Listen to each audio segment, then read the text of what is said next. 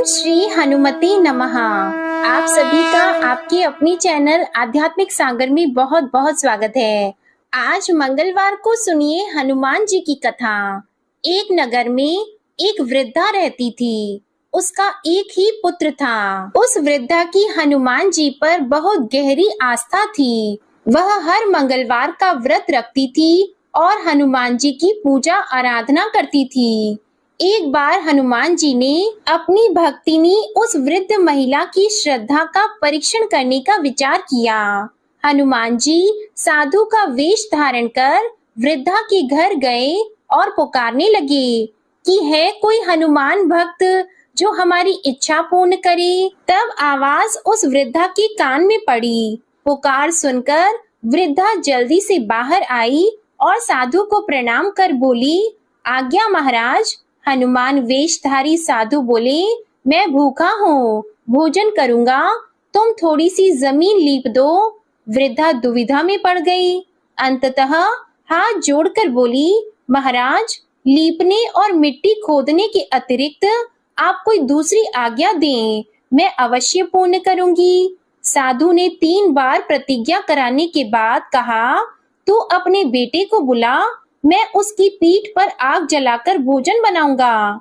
यह सुनकर वृद्धा घबरा गई, परंतु वह प्रतिज्ञाबद्ध थी।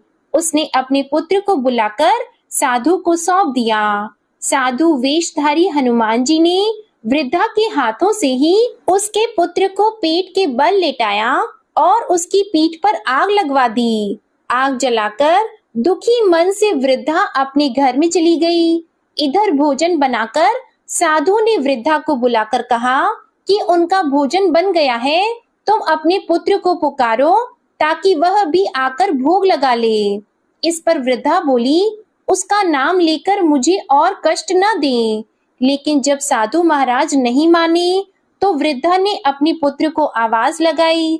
वह अपनी माँ के पास आ गया और अपने पुत्र को जीवित देखकर वृद्धा को बहुत आश्चर्य हुआ।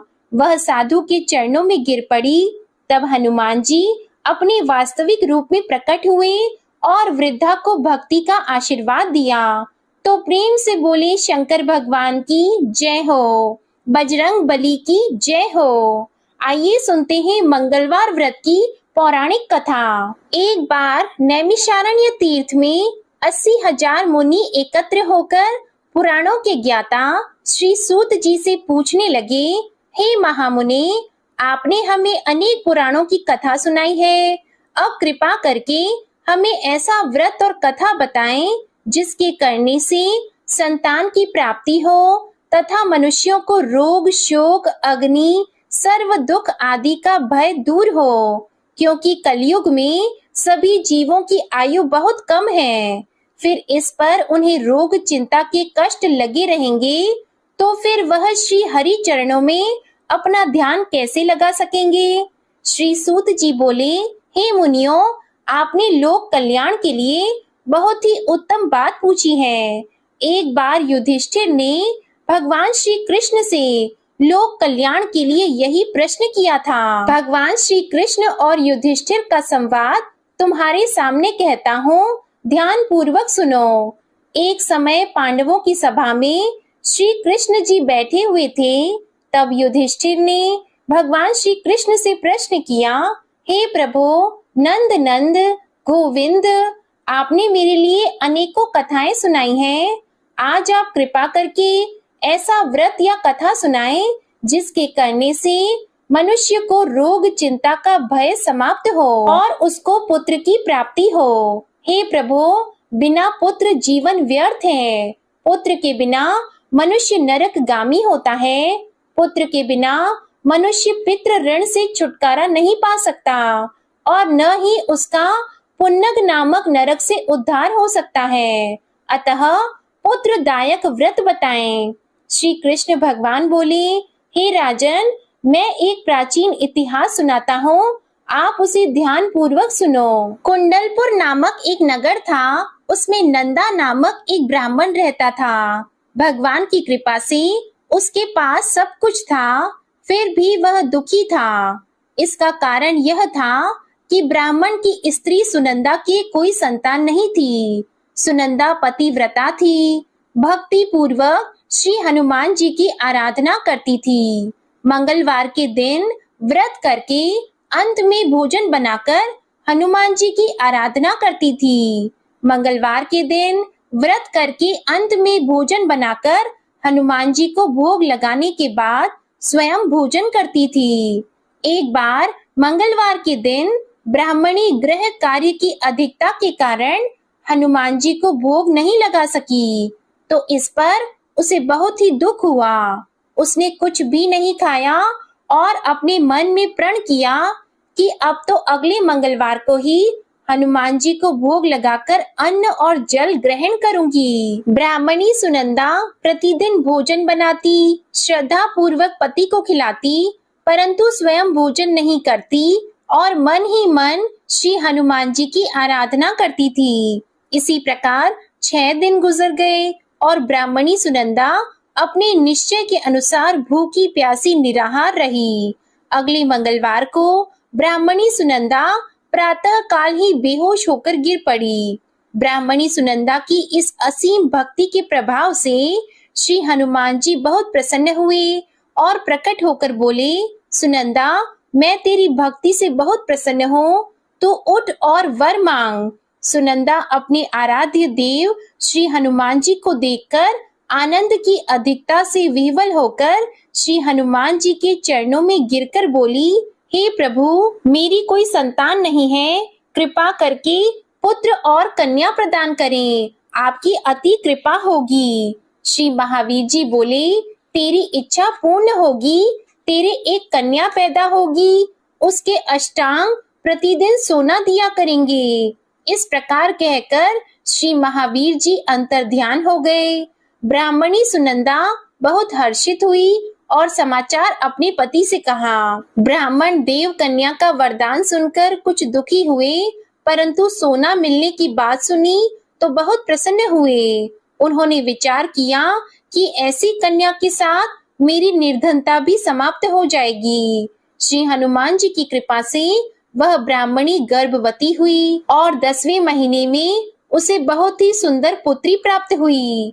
यह बच्ची अपने पिता के घर में ठीक उसी तरह से बढ़ने लगी जिस प्रकार शुक्ल पक्ष का चंद्रमा बढ़ता है।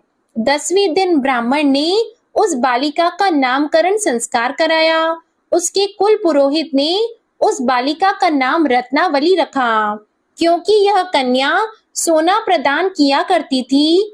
इस कन्या ने पूर्व जन्म में बड़े ही विधान से मंगल देव का व्रत किया था। रत्नावली का अष्टांग बहुत सा सोना देता था। उस सोने से नंदा ब्राह्मण बहुत ही धनवान हो गया। अब ब्राह्मणी सुनंदा भी बहुत अभिमान करने लगी थी। समय बीतता रहा। अब रत्नावली 10 वर्ष की हो चुकी थी। एक दिन जब नंदा ब्राह्मण प्रसन्न चित्त था, तब सुनंदा ने अपने पति से कहा, मेरी पुत्री रत्नावली विवाह के योग्य हो गई है, इसलिए आप कोई सुंदर और योग्य वर देखकर विवाह कर दें। यह सुनकर ब्राह्मण बोला, अभी तो रत्नावली बहुत छोटी है। तब ब्राह्मणी बोली, शास्त्रों की आज्ञा है कि कन्या 8वें वर्ष में गौरी, 9 वर्ष रोहिणी, 10वें वर्ष में कन्या, इसके पश्चात रजस्वला हो जाती है। गौरी के दान से पाताल लोक की प्राप्ति होती है, रोहिणी के दान से बैकुंठ लोक की प्राप्ति होती है, कन्या के दान से इंद्र लोक में सुखों की प्राप्ति होती है। अगर हे पतिदेव रजस्वला का दान किया जाता है तो घोर नरक की प्राप्ति होती है। इस पर ब्राह्मण बोला, अभी तो रत्नावली मात्र 10 ही वर्ष की है और मैंने तो 16-16 साल की कन्याओं के विवाह कराए हैं, अभी जल्दी ही क्या है। तब ब्राह्मणी सुनंदा बोली, आपको तो लोभ अधिक हो गया है लगता है। अगर 11वें वर्ष में विवाह नहीं होता है तो उसमें मासिक धर्म के रक्त का पिता और बड़े भाई को पान करना पड़ता है। शास्त्रों में कहा गया है कि माता, पिता और बड़ा भाई रजस्वला कन्या को देखते हैं तो वह अवश्य ही नरकगामी होते हैं। तब ब्राह्मण बोला, अच्छी बात है, कल मैं अवश्य ही योग्य वर की तलाश में अपना दूत भेजूंगा। दूसरे दिन ब्राह्मण ने अपने दूत को बुलाया और आज्ञा दी कि जैसी सुंदर मेरी कन्या है वैसा ही सुंदर वर उसके लिए तलाश करो। दूत अपने स्वामी की आज्ञा पाकर निकल पड़ा। पंपई नगरी में उसने एक सुंदर लड़के को देखा। यह बालक एक ब्राह्मण परिवार का बहुत गुणवान पुत्र था। इसका नाम सोमेश्वर था। दूत ने इस सुंदर और गुणवान ब्राह्मण पुत्र के बारे में अपने स्वामी को पूर्ण विवरण दिया। ब्राह्मण नंदा को भी सोमेश्वर अच्छा लगा और फिर एक शुभ मुहूर्त में विधि पूर्वक कन्यादान करके ब्राह्मण संतुष्ट हुए। परंतु ब्राह्मण के मन में तो लोभ समाया हुआ था। उसने कन्यादान तो कर दिया था, पर वह बहुत ही खिन्न था। उसने विचार किया कि रत्नावली तो अब चली जाएगी और मुझे इससे जो सोना मिलता था वह अब मिलेगा नहीं। मेरे पास जो धन था कुछ तो इसके विवाह में खर्च हो गया और जो शेष बचा है वह भी कुछ दिनों के बाद समाप्त हो जाएगा। मैंने तो इसका विवाह करके बहुत बड़ी भूल कर दी है। अब कोई ऐसा उपाय हो कि रत्नावली मेरे घर में ही बनी रहे, अपनी ससुराल न जाए। लोभ रूपी राक्षस ब्राह्मण के मस्तिष्क पर छाता जा रहा था। रात भर अपनी शैया पर बेचैनी से करवटें बदलते बदलते उसने एक बहुत ही क्रूर निर्णय लिया। उसने विचार किया कि जब रत्नावली को उसका पति सोमेश्वर अपने घर के लिए जाएगा तो वह मार्ग में छिपकर सोमेश्वर का वध कर देगा और अपनी लड़की को अपने घर ले आएगा, जिससे नियमित रूप से उसे सोना भी मिलता रहेगा और समाज का कोई मनुष्य उसे दोष भी नहीं दे सकेगा। जब अगले दिन सुबह हुई तो नंदा और सुनंदा ने अपने जमाई तथा लड़की को बहुत सारा धन देकर विदा किया। सोमेश्वर अपनी पत्नी रत्नावली को लेकर ससुराल से अपने घर की तरफ चल दिया। ब्राह्मण नंदा महालोभ के वशीभूत होकर अपनी मति खो चुका था। पाप पुण्य का उसे विचार नहीं रहा था। अपने भयानक और क्रूर निर्णय को कार्य रूप देने के लिए उसने अपने दूत को मार्ग में अपनी जमाई का वध कराने के लिए भेज दिया था, ताकि रत्नावली से प्राप्त होने वाला सोना उसे हमेशा मिलता रहे और वो कभी निर्धन न हो। ब्राह्मण के दूत ने अपने स्वामी की आज्ञा का पालन करते हुए उसके जमाई सोमेश्वर का मार्ग में ही वध कर दिया। समाचार प्राप्त कर ब्राह्मण नंदा मार्ग में पहुंचा और रोती हुई अपनी पुत्री रत्नावली से बोला, हे पुत्री, मार्ग में लुटेरों ने पति का वध कर दिया है। भगवान की इच्छा के आगे किसी का वश नहीं चलता है। अब तू घर चल, वहां पर ही रहकर शेष जीवन व्यतीत करना। जो भाग्य में लिखा है वही होगा। अपने पति की अकाल मृत्यु से रत्नावली बहुत दुखी हुई। करुण क्रंदन और रुदन करती हुई अपने पिता से बोली, हे पिताजी, इस संसार में जिस स्त्री का पति नहीं है उसका जीना व्यर्थ है। मैं अपने पति के साथ ही अपने शरीर को जला दूंगी और सती होकर अपने इस जन्म को, माता पिता के नाम को तथा सास ससुर के यश को सार्थक करूंगी। ब्राह्मण नंदा अपनी पुत्री रत्नावली के वचनों को सुनकर बहुत दुखी हुआ। विचार करने लगा कि मैंने व्यर्थ ही जमाई वध का पाप अपने सिर लिया है। रत्नावली तो उसके पीछे अपने प्राण तक देने को तैयार है। मेरा तो दोनों तरफ से मरण हो गया।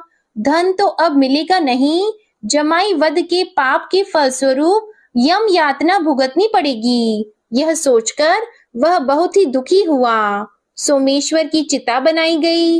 रत्नावली सती होने की इच्छा से अपने पति का सिर अपनी गोद में रखकर चिता में बैठ गई। जैसे ही सोमेश्वर की चिता को अग्नि लगाई गई, वैसे ही प्रसन्न होकर मंगल देव वहां प्रकट हुए और बोले, हे रत्नावली, मैं तेरी पति भक्ति से बहुत प्रसन्न हूँ, तू वर मांग। तब रत्नावली ने अपने पति का जीवन दान मांगा। मंगल देव बोले, रत्नावली, तेरा पति अजर अमर है, यह महाविद्वान भी होगा और इसके अलावा तेरी जो इच्छा हो वह वर मांग।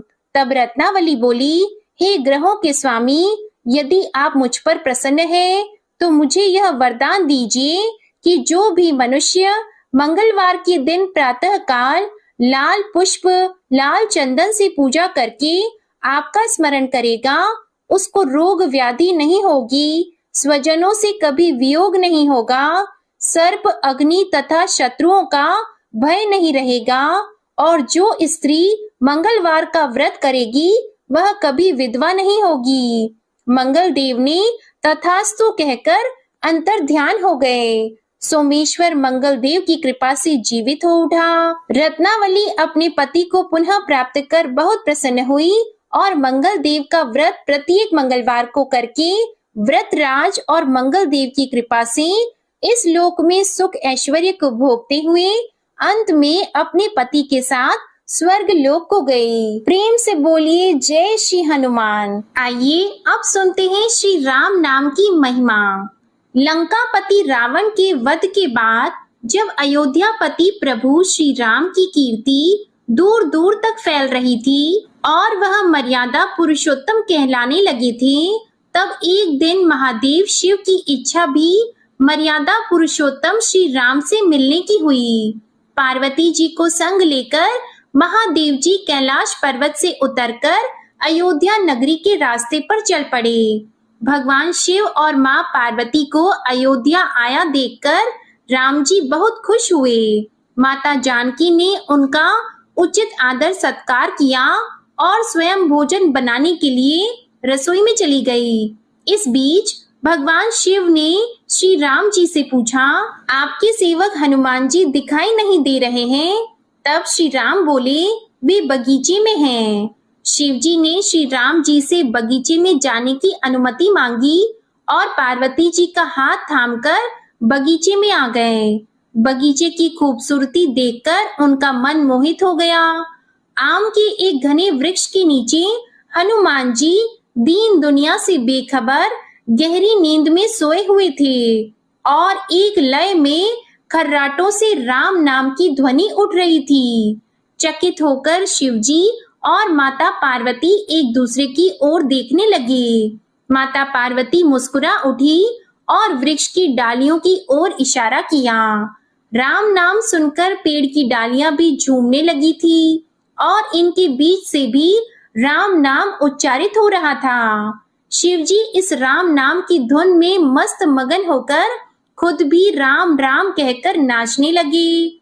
माता पार्वती जी ने भी अपने पति का अनुसरण किया और अपने कोमल पैर थिरकाने लगी।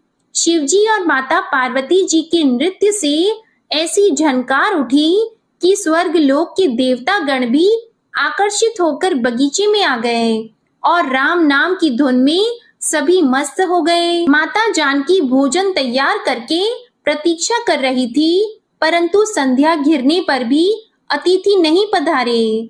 तब अपने देवर लक्ष्मण जी को बगीचे में भेजा। लक्ष्मण जी तो स्वयं को श्री राम का सेवक ही मानते थे, इसलिए बगीचे में आकर जब उन्होंने धरती पर स्वर्ग का नजारा देखा तो स्वयं भी राम नाम की धुन में झूम उठे। महल में माता जानकी जी परेशान हो रही थी कि अभी तक भोजन ग्रहण करने कोई भी क्यों नहीं आया। उन्होंने श्री राम जी से कहा, भोजन ठंडा हो रहा है, चलिए हम ही जाकर बगीचे में से सभी को ले आएं। तब जब राम जी बगीचे में गए तो वहां राम नाम की धूम मची हुई थी। हनुमान जी गहरी नींद में सोए हुए थे और उनके खर्राटों से अभी तक राम नाम ही निकल रहा था। श्री राम भाव विह्वल हो उठे। राम जी ने हनुमान जी को नींद से जगाया और प्रेम से उनकी तरफ निहारने लगे।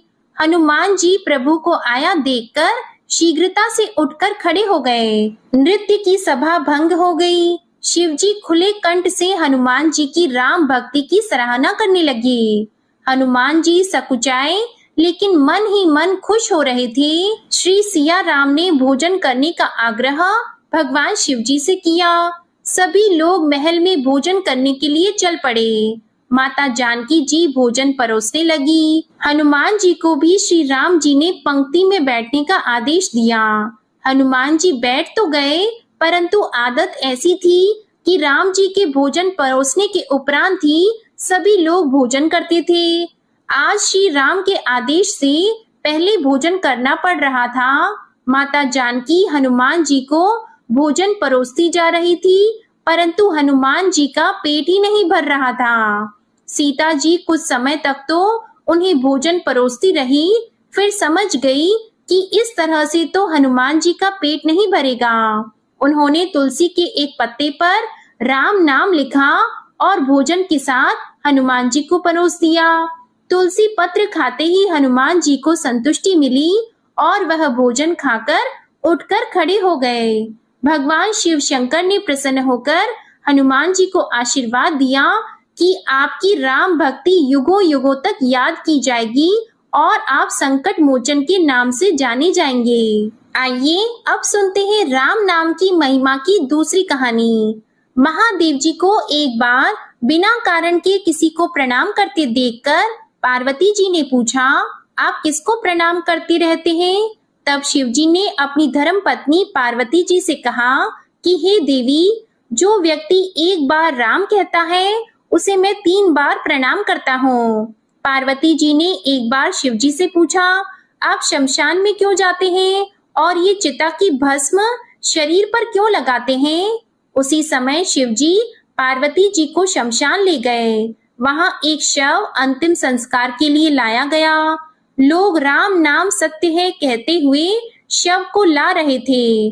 शिव जी ने कहा कि देखो पार्वती, इस शमशान की ओर जब लोग आते हैं तो राम नाम का स्मरण करते हुए आते हैं और इस शव के निमित्त से कई लोगों के मुख से मेरा अति प्रिय दिव्य राम नाम निकलता है। उसी को सुनने मैं शमशान में आता हूँ और इतने लोगों के मुख से राम नाम का जप करवाने में निमित्त बनने वाले इस शव का मैं सम्मान करता हूँ, प्रणाम करता हूँ और अग्नि में जलने के बाद उसकी भस्म को अपने शरीर पर लगा लेता हूँ।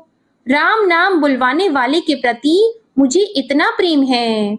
एक बार शिव जी कैलाश पर पहुंचे और पार्वती जी से भोजन मांगा।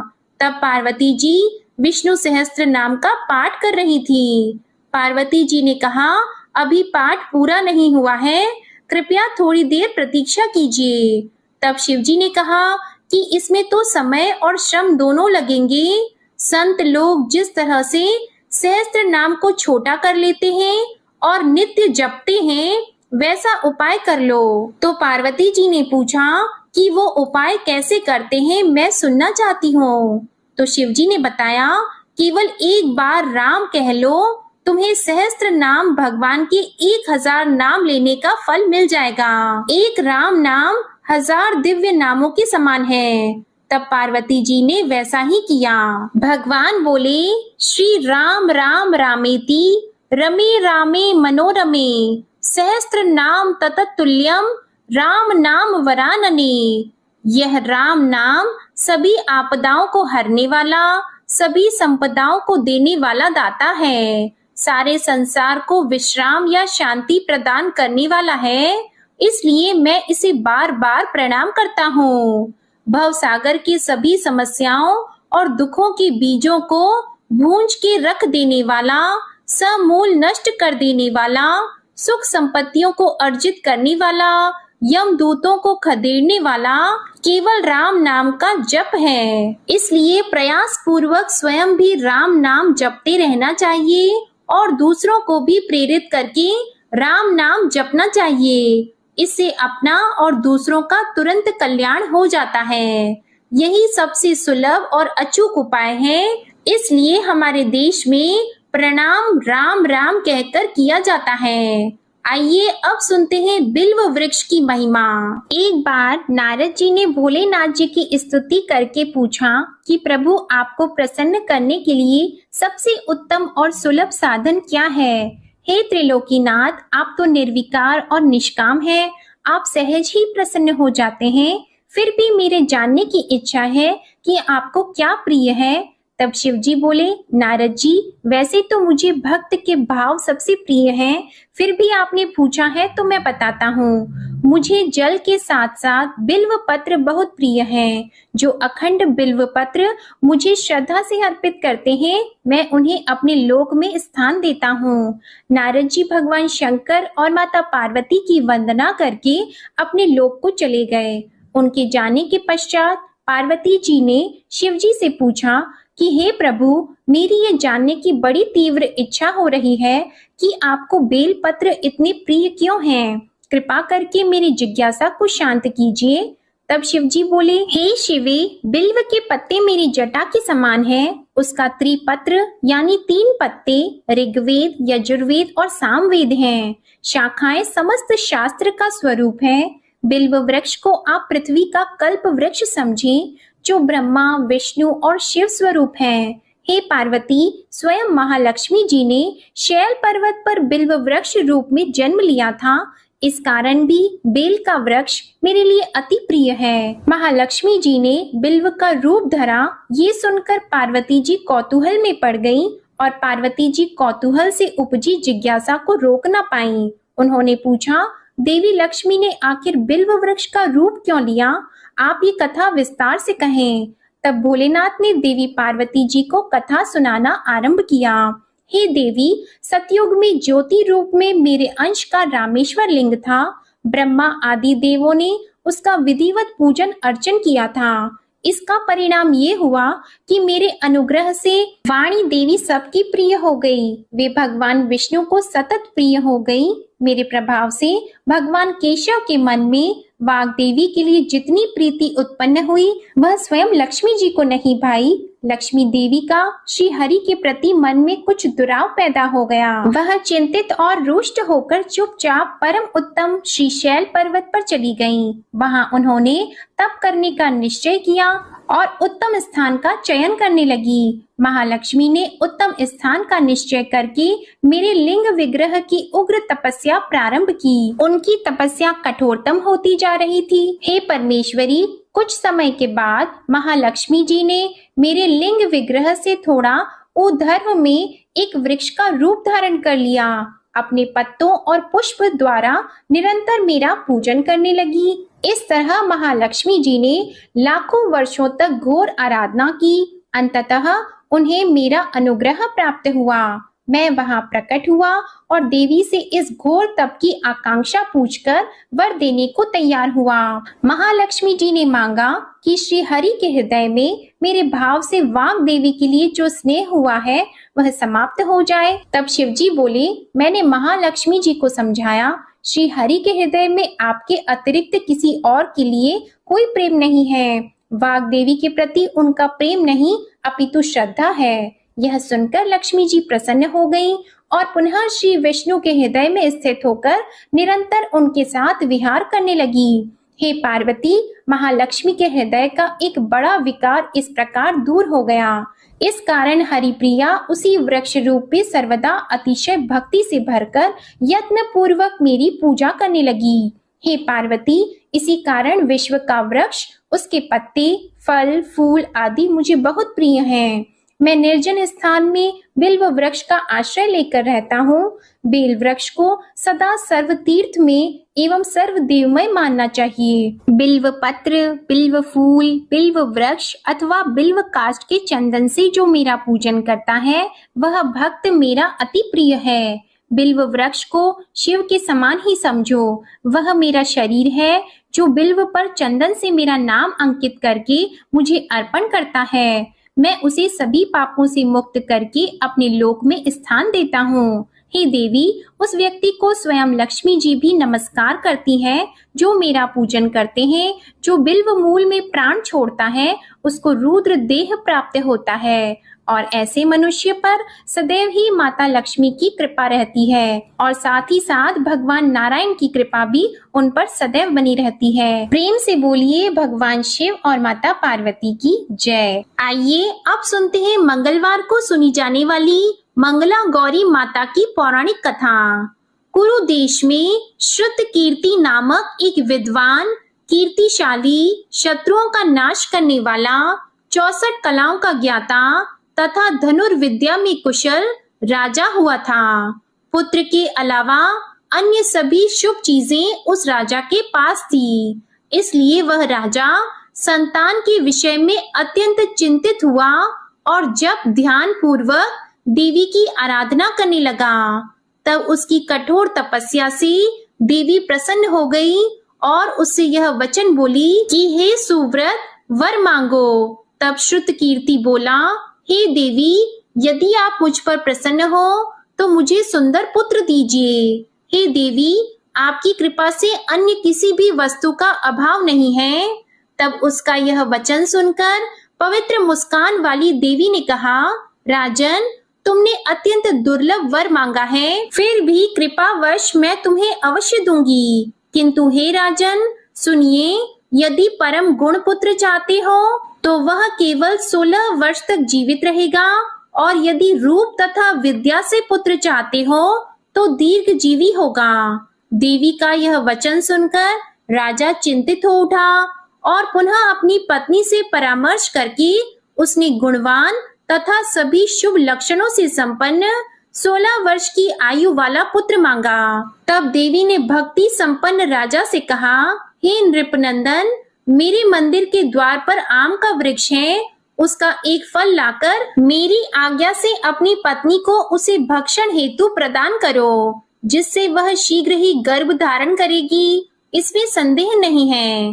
प्रसन्न होकर राजा ने वैसा ही किया और उसकी पत्नी ने गर्भ धारण कर लिया। 10वें महीने में उसने देवतुल्य सुंदर पुत्र को जन्म दिया।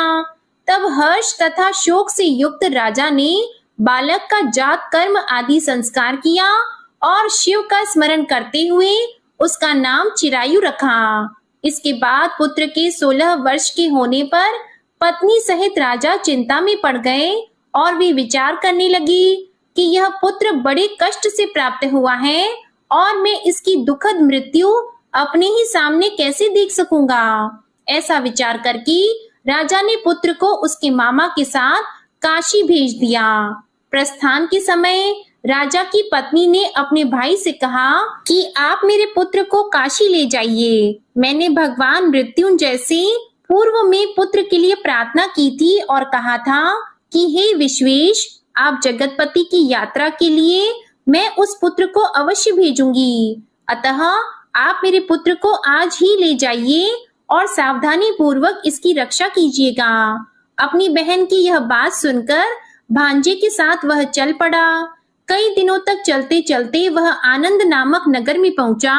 वहां सभी प्रकार की समृद्धियों से संपन्न वीरसेन नाम वाला राजा रहता था। उस राजा की एक सर्व लक्षण संपन्न युवावस्था प्राप्त मनोहर और रूप लावण्यमयी मंगला गौरी नामक कन्या थी। उत्तम सौंदर्य अभिवृद्धि को प्राप्त वह कन्या किसी समय सखियों के साथ नगर के उपवन में क्रीड़ा करने के लिए गई हुई थी। उसी समय वह चिरायु तथा उसका मामा वे दोनों भी वहां पहुंच गए और उन कन्याओं को देखने की लालसा से वहीं विश्राम करने लगे। इसी बीच विनोद पूर्वक क्रीड़ा करती हुई उन कन्याओं में से किसी एक ने कुपित होकर राजकुमारी को राणा यह कुवचन कह दिया। तब उस अशुभ वचन को सुनकर राजकुमारी ने कहा कि तुम अनुचित बातें क्यों बोल रही हो? मेरे कुल में तो इस प्रकार की कोई नहीं है।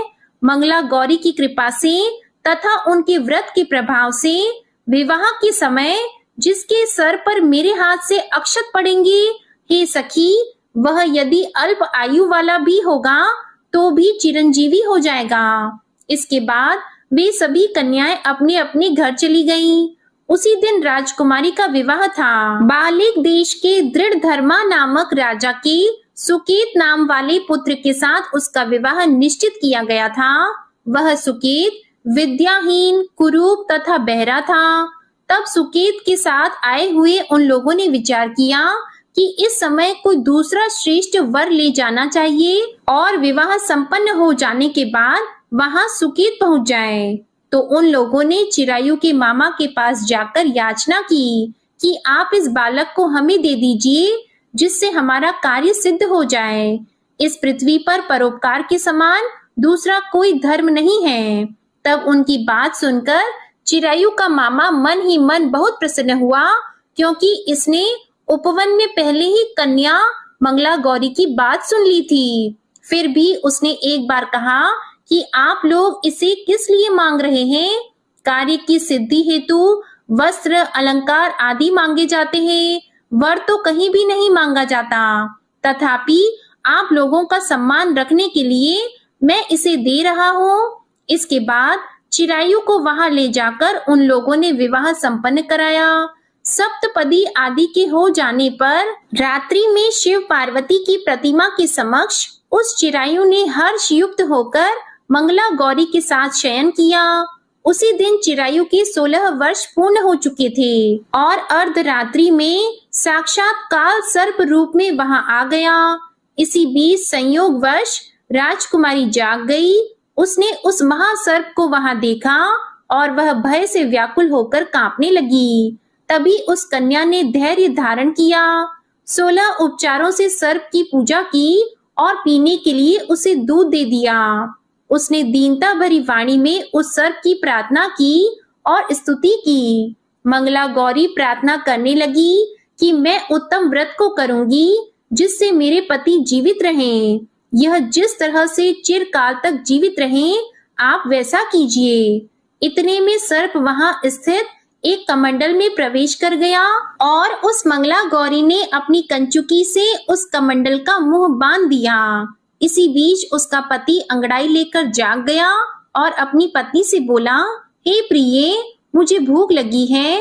तब वह अपनी माता के पास जाकर खीर, लड्डू आदि ले आई और उसके द्वारा दिए भोज्य पदार्थ को उसने प्रसन्न मन होकर खाया। भोजन के बाद हाथ धोते समय उसके हाथ से अंगूठी गिर पड़ी। तांबूल खाकर वह पुनः सो गया। उसके बाद मंगला गौरी कमंडल को फेंकने के लिए जाने लगी। विधि की कैसी गति है कि उस कमंडल में से बाहर की ओर जगमग करती हुई हार कांति को देखकर वह आश्चर्यचकित हो गई। घट में स्थित उस हार को उसने अपने कंठ में धारण कर लिया। इसके बाद कुछ रात शेष रहते ही चिरायु का मामा आकर उसे ले गया। इसके बाद वर पक्ष के लोग सुकेत को वहां ले आए। उसे देखकर मंगला गौरी ने कहा कि यह मेरा पति नहीं है। तब उन सभी ने उससे कहा कि हे शुभे, तुम यह क्या बोल रही हो? यहाँ तुम्हारा कोई परिचायक हो तो उसे हम लोगों को बताओ। मंगला गौरी बोली, जिसने रात में 9 रत्नों से बनी अंगूठी दी है, उसकी अंगुली में इसे डालकर परिचायक निशानी देख ले। मेरे पति ने रात्रि में मुझे जो हार दिया था, उसके रत्नों का समुदाय कैसा है, उस बात को ये बताएं। ये तो कोई अन्य ही है। इसके अलावा रात में परस्पर भाषण तथा भोजन आदि जो कुछ किया गया था, उसे भी यह बता दें, तब यह निश्चय ही मेरे पति हैं। इस प्रकार उसका वचन सुनकर सभी ठीक है कहने लगे, किंतु जब एक भी बात ना मिली, तब सभी ने सुकेत को उसका पति होने से निषिद्ध कर दिया और वर पक्ष वाले जिस तरह से आए थे उसी तरह से चले गए। उसके बाद अपने वंश को बढ़ाने वाली महान यश से संपन्न तथा परम मनस्वी मंगला गौरी के पिता ने अन्न पान आदि का सत्र चलाया। उन्होंने वर पक्ष का वृतांत कानों कान सुन लिया कि स्वरूप से कुरूप होने के कारण लोगों के द्वारा किसी अन्य को वर के रूप में आदर पूर्वक लाया गया था। तब उन्होंने अपनी कन्या को पर्दे के भीतर बिठा दिया। उसके बाद 1 वर्ष बीतने पर यात्रा करके चिरायु अपने मामा के साथ यह देखने आया कि विवाह के बाद वहां क्या हुआ। तब भीतर से उसे देखकर वह मंगला गौरी अत्यंत प्रसन्न हुई और माता पिता से बोली कि मेरे पति आ गए हैं। तब राजा ने अपने स्वजनों को बुलाकर पूर्व में कहे गए सभी परिचायकों को निशानी को देकर मंद मुस्कान वाली अपनी कन्या चिरायु को सौंप दी। राजा ने शिष्ट जनों को साथ लेकर विवाह का उत्सव कराया। इसके बाद राजा वीरसेन ने वस्त्र, आभूषण आदि, सेना, घोड़े, रथ और अन्य भी बहुत सी सामग्रियां देकर उन्हें विदा किया। उसके बाद कुल को आनंदित करने वाला वह चिरायु पत्नी तथा मामा को साथ लेकर सेना के साथ अपने नगर पहुंचा। लोगों के मुख से उसे आया हुआ सुनकर उसके माता पिता को विश्वास नहीं हुआ। उन्होंने सोचा कि प्रारब्ध अन्यथा कैसे हो सकता है। इतने में वह अपने माता पिता के पास आ गया और स्नेह से परिपूर्ण वह चिरायु भक्ति पूर्वक उनके चरणों में गिर पड़ा। तब अपने पुत्र का मस्तक सूंघकर उन दोनों ने परम आनंद प्राप्त किया। पुत्र वधू मंगला गौरी ने भी सास ससुर को प्रणाम किया। तब सास उसे अपनी गोद में बिठाकर सारा वृतांत शीघ्रता पूर्वक पूछने लगी। हे महामुनि, तब पुत्र वधू ने भी मंगला गौरी के उत्तम व्रत महात्म्य तथा जो कुछ घटित हुआ था वह सब वृतांत बताया। जो कोई भी इसका श्रवण करता है या जो इसे कहता है उसके सभी मनोरथ पूर्ण हो जाते हैं, इसमें संदेह नहीं है। प्रेम से बोलिए मंगला गौरी माता की जय हो। आपको ये मंगलवार व्रत कथा अच्छी लगी हो तो वीडियो को लाइक करिएगा, शेयर करिएगा और चैनल को भी सब्सक्राइब करिएगा। इसी के साथ आज आप हमारे चैनल पर जेठ मास महात्म्य की कथा भी जरूर सुनिएगा। प्रेम से बोलिए जय श्री राम, जय हनुमान।